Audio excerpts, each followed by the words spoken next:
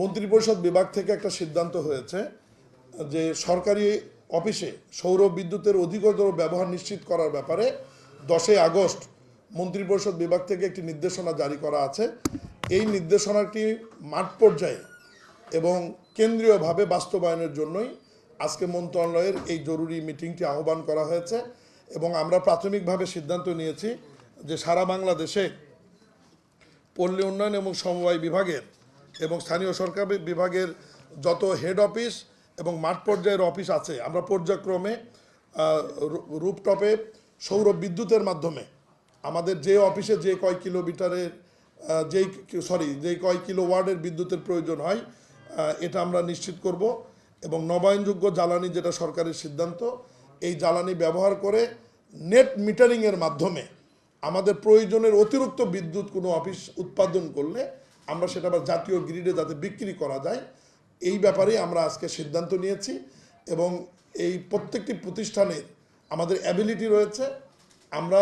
Union পরিষদের ability রয়েছে, আমাদের পৌরসভার রয়েছে, জেলা পরিষদের রয়েছে, আমাদের সিটি কর্পোরেশনগুলোর রয়েছে এবং পৌরসভার অ্যাবিলিটি রয়েছে এই তাদের রুফটপের অফিসগুলোতে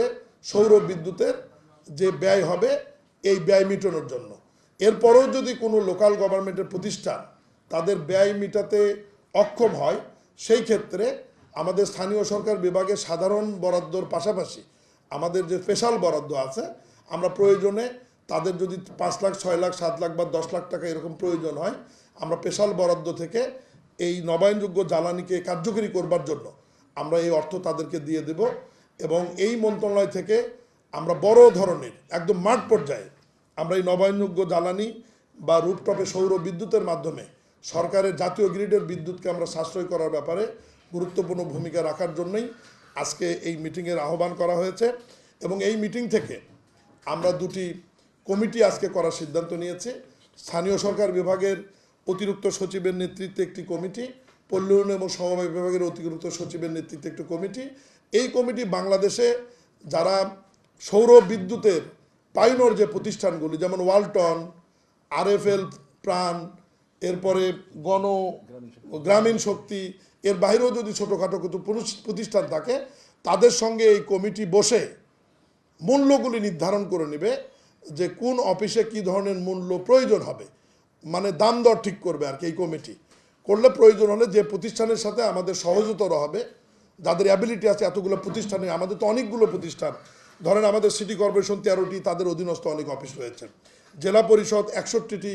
তাদের অধীনে আবার ডাকবাংলো রয়েছে 526টি, অডিটোরিয়াম হল রয়েছে 163টি, এরপরে উপজেলা পরিষদ কমপ্লেক্স রয়েছে আমাদের 503টি, পৌরসভা রয়েছে 330টি, পৌরসভার অধীনে আবার বিভিন্ন মার্কেট রয়েছে, তাদের অধীনস্থ অনেক অফিস রয়েছে, আমাদের ইউনিয়ন পরিষদ রয়েছে 4588টি এবং সিটি কর্পোরেশনের আঞ্চলিক অফিস রয়েছে, সিটি কর্পোরেশনের কমিউনিটি সেন্টার রয়েছে, সিটি কর্পোরেশনের অডিটোরিয়াম হল রয়েছে। এই সমস্ত প্রতিষ্ঠানগুলোকেই নবায়নযোগ্য জ্বালানির আওতায় এবং এই সৌর বিদ্যুতের আওতায় নিয়ে আসার জন্য আমরা প্রাথমিক সিদ্ধান্ত আজকে গ্রহণ করেছি এবং পর্যায়ক্রমে ইনশাল্লাহ আমরা এটা দ্রুত সময়ের মধ্যে মাননীয় প্রধানমন্ত্রীর যে অনুশাসন এবং মন্ত্রী পরিষদ বিভাগের 10 তারিখের যে নির্দেশনা এটা আমরা কার্যকরী করবো ইনশাল্লাহ।